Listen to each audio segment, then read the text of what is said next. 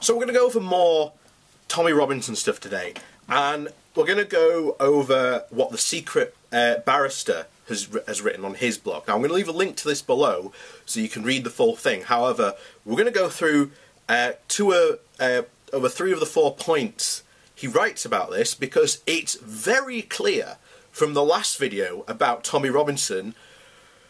A lot of people just don't know anything about the English law, yet apparently, like Tommy Robinson has deemed to say very often, these foreigners don't follow our laws. Yet here you have Tommy Robinson not following English law.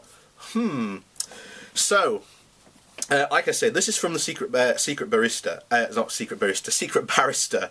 and he's a very, very good legal blogger.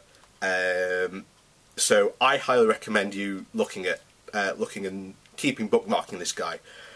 When there's ever anything sort of legal that comes up, I'd highly recommend going over to his, because he writes very, very good blog posts.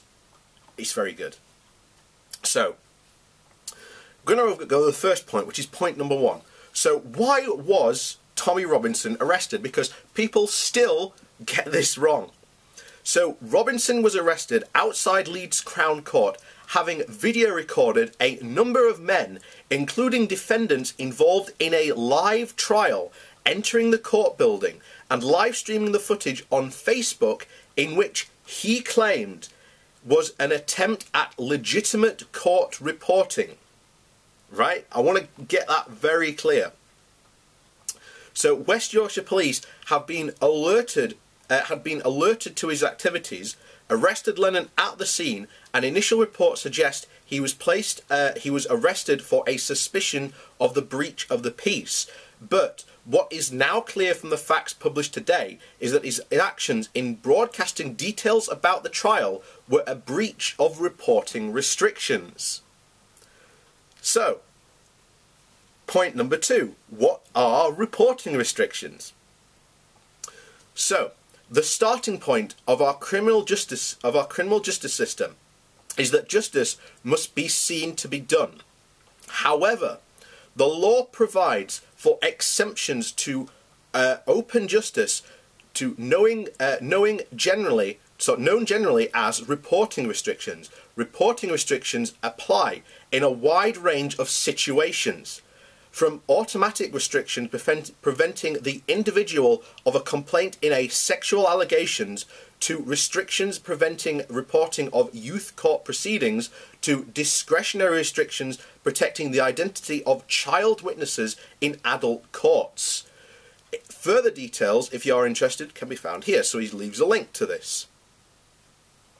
So, that is why these reporting restrictions are in place. You have child witnesses giving evidence. Those restrictions are in place to protect them. Now, bear in mind, a lot of you who commented last time were so concerned about children and the fact that I didn't seem to care. But here you have the law specifically set up to protect children. So now I'm having to question, are you really that concerned about the children? I don't think you are.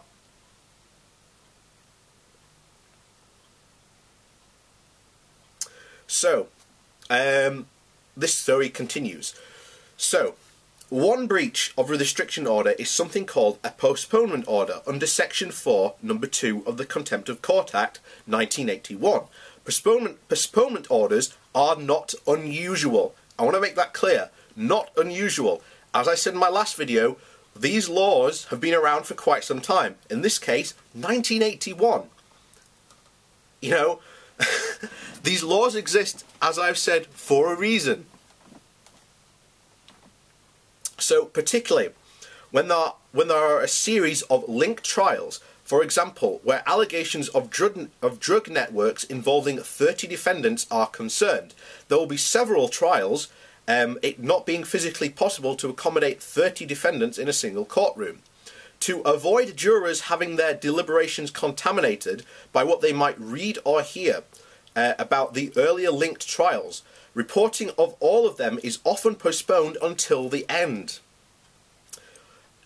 Where there is a separate but related issue, such as contempt of court involving a third party, this can be subject to Section 4.2 order. And the test for these are, number 1, would a fair and accurate contemptuous report of the proceedings or part thereof published in good faith create a substantial risk of prejudice to the administration of justice in those other proceedings? So number 2, is an order postponing the publication of such reports necessary, and are its terms proportionate? Would such an order eliminate the risk of prejudice to the administration of justice? Could a less restrictive measures achieve the objective? Number 3, on the specific facts of the case, does the public interest in protecting the administration of justice outweigh the strong public interest in open justice? This is what we had here. The judge had imposed a postponement order preventing the media from reporting on the ongoing trial, unlike all linked trials he concluded. All the other linked trials had concluded. Breaching a reporting restrictions amount to contempt of court, which is what Tommy Robinson, remember this kids, he admitted to doing this. So now we get on to point number 3. I heard Tommy Robinson was arrested for a breach of peace. What is breach of peace, and how is breach of peace caused by someone simply filming?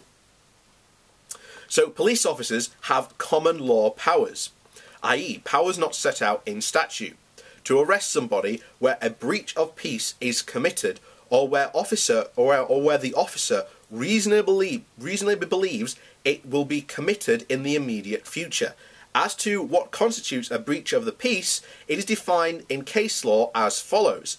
There is a breach of the peace wherever harm is actually done or is likely to be done to a person in or in his presence or his property, or a person is in fear of being harmed through an assault, an affray, a riot, unlawful assembly, or other disturbance. And as you can see, that's a fairly broad description. So it continues. The courts have confirmed that it covers situations where, for example, there are reasonable grounds to fear that a demonstrator or protester is likely to incite violence, even violence against themselves. This appears to be applicable to this case. Robinson was provocatively filming defendants and streaming on Facebook Live for the edification of his cult. The kind of thing that could be argued would lead to a breach of the peace. Once a person has been arrested for the breach of the police have the power to detain the person where there is a real apprehension, if the released will then renew the breach of the peace within a short time. And where the police have been further further detention is necessary to prevent this. Given Robinson's history of interfering with criminal trials and his defiance towards court orders, one can see why the police might have genuinely feared that he would have simply returned to the court if not detained. The power of detention is time limited. The detainee must be released within 24 hours if not charged, or for serious offences, detention may be authorised up to 96 hours. So that's why he was so offended. Now, we know last year Tommy Robinson was arrested for doing the exact same thing, and he was given a warning by the judge that if you do this again, your suspended sentence will be rescinded and it will be an automatic sentence, basically. Hence why he's gone away for 13 months. So now we're going to skip ahead a bit and go on to point 7, because this is a lot of what these people are discussing, particularly Americans, who I have noticed, who don't know anything about UK law, the justice system, or anything like that. So we skip forward now to point 7. So what you are saying is that Tommy Robinson was given a suspended sentence for trying to report on a case. Free speech is truly dead. And he continues, No, ye of little brain, he was found to be in contempt of court and given a suspended sentence because his actions put a serious criminal trial in jeopardy, which is what I've been trying to get across to you in the last video. And many people just don't seem to care that he could have put that case in serious jeopardy. Remember, these people claim oh so much about protecting the children and making sure that those people, go to jail. But here you have Tommy Robinson putting that trial in jeopardy. So, where are we? So, running around a court building shouting paedophile at defendants during a live trial, or live streaming defendants and members of the public, potentially including jurors, entering and exiting a court building against a thumb-tampering narration of Muslim paedophile gangs is hardly conducive to ensuring a fair trial. And there can't be a fair trial. If there can't be a fair trial, nobody gets justice. Not the accused, not the complainants, not the public. This is not theoretical. Serious criminal trials have nearly collapsed because of the actions of people like Yaxley Lennon or Tommy Robinson. So, we have quite a tradition in England and Wales that trial by media should be avoided, and that trial on evidence heard in court is the fairest way to determine a person's guilt. Therefore, while criminal courts are open to the public, and it is absolutely fine to report soberly and accurately about ongoing criminal trials, anything which might prejudice or intimidate the jury is strictly forbidden. And this makes sense. It would be nonsense, for example, to have strict laws preventing individuals walking up to a juror and say, the defendant you are trying is plainly a dirty paedophile. But to allow broadcasters or tabloid columnists, I'm going to say communists then, to trumpet trumpet the message to jurors through the media. Self-defined free speech advocates, particularly a number on the side of the Atlantic, have a difficulty understanding this.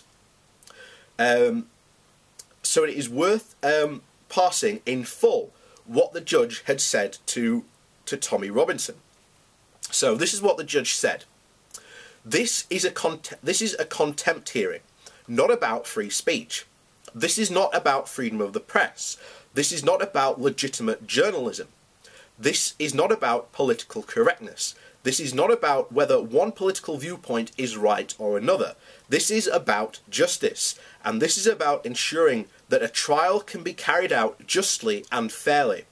This is about ensuring that a jury are not in any way inhibited from carrying out their important function. This is about being innocent until proven guilty.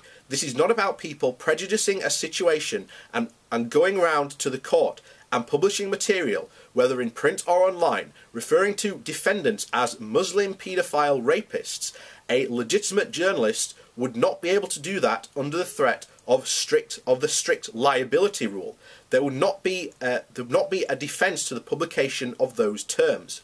This is pejorative language which prejudices the case, and this is language and reporting, if reporting is indeed what it is, that could have had an effect of substantially derailing the trial.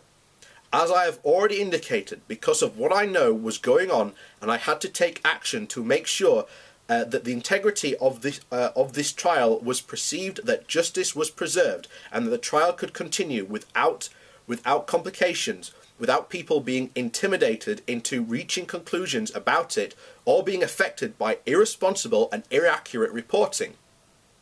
If something of the nature of which you had put out onto social media had been put into the mainstream press, I would have been faced with applications from the defence associates concerned. I have no doubt to either say something specific to the jury, or worse, to abandon the trial and to start again. This is the kind of thing that actions such as these can have. This is why you have been dealt with in the way which you have. and why I am dealing with the case with the seriousness which I am. So that's what the judge said to Robinson.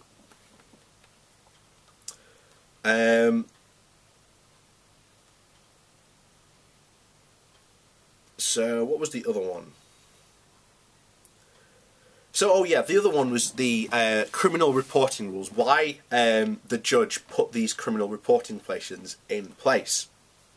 So, contempt proceedings do not attract jury trial, and the procedure for a court dealing with a criminal contempt is set out on the criminal procedures rules. They allow for summary procedure where the court, having made its own inquiries, offer a commenter, for that is the official term, the chance to seek legal advice and can deal with the offender straight away. The Crown Court can commit a commenter to prison for 2 years. There is nothing unusual in him being dealt with on the day of contempt. Courts are required to deal with contempts as swiftly as possible. There is no suggestion of prejudice. Yaxley Lennon was legally represented by an experienced barrister and would have had full legal advice. He also wasn't tried in secret. His contempt hearing was heard in public with members of the press present. However, the judge imposed temporary reporting restrictions under the Contempt of Court Act, postponing the reporting of the details of Lennon's contempt trial until the trial and subsequent related trial had concluded. This, you may think, is for obvious reasons. A media circus and an orchestrated attempt at martyrdom by Lennon and his followers, as was indeed attempted when the restrictions were defied by far-right blogs and foreign news outlets. Would present exactly the sort of distraction that threatened to disrupt the very serious criminal proceedings that the judge was desperately seeking to keep on the rails. And that is, that's why the reporting restrictions were in place. And, you can go and read, like I say, I encourage you to go and read through these full points because he's updated it. Since then, there's another couple of points he's added because people are now making, obviously, conspiracy theories about this. And he does go over some of the points about this conspiracy. So one of the points is, I heard that Tommy Robinson was denied his own lawyer. No, he wasn't. He was provided a lawyer. In this case, a very experienced lawyer. In fact, the lawyer he was presented has over 16 years of experience in this. So he wasn't given somebody new or someone inexperienced. He had access to a very serious lawyer. So if you, again, like I say, if you want to go read the full thing, again, I'll leave a link down below.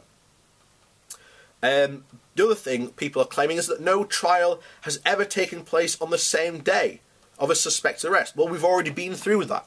Why that is. Contempt of court is taken very seriously, and they have to be carried out by the court as swiftly as possible to make sure that the trial that they are currently conducting is continues to be fair. Again, we already went over that in this, but again, if you want to read that full point, again, I'll leave the link to it down below. And of course, he goes through the other things here, and I don't know what else I can say at this point. But look, there are people out there who don't understand, the very law they are trying to tell people. I mean, if you don't understand, we went through the whole thing yesterday, and just look at the comments that got left under that. Virtually you can see it. And I was thinking about what would have happened.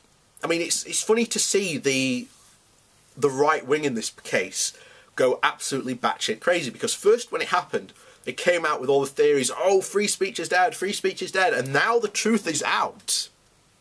And to quote the judge at this trial, remember what he said: this contempt hearing is not about free speech. This is not about the freedom of the press. This is not about legitimate journalism. This is not about political correctness. This is not about whether or not one political viewpoint is right or another. This is about justice, and it is about ensuring that a trial can be carried out justly and fairly. So it's funny to see all these, well, I want to call them right-wing media commentators, but they'll throw a shit fit if they hear them call that. They're moderates, centrists, or shall we say classical liberals in Sargon's case, and that's it. This is an open and shut case. He broke the law, and knowingly broke the law. He admitted his guilt. By the way, he didn't say he wasn't guilty. He pled not guilty. Oh, no, so he pled guilty to this contempt of court. So he knew what he was doing, and as I've said from the very beginning, this is all about him mustering up publicity and PR. That's all it was. And in the process of trying to do this, he put a very serious criminal proceedings in the case of basically falling apart, where the trial could have been forced to start again. And even very seriously, the people who are the defendants could have, just walked away. That's what could have potentially happened. Yet all these people apparently care so much about this trial that they are worried about the guy who potentially put that trial in jeopardy. So if you've given money to Tommy Robinson at all for this, you are an idiot. You've just given money to a criminal, a guy who has pled guilty to his charges. There is no way you can call this a conspiracy. It is not a conspiracy. This was done fully to the extent of the law and within the legal powers that the law has and the court has as well. Nothing funny happened. It was all done within the letter of the law. And I am sorry if you feel outraged, but you are wrong. So best of all, just to go admit you were wrong and just move on with your life. Because as I said to the very begin with, allying with somebody like Tommy Robinson over the issue of free speech will get you burned. And if you supported Tommy Robinson at all and said that he was some sort of free speech martyr, you're an idiot. Completely. I'm sorry, but you don't know anything about English law. And if you were an American and you commented on this, you broke English law. There's no two ways about it. You put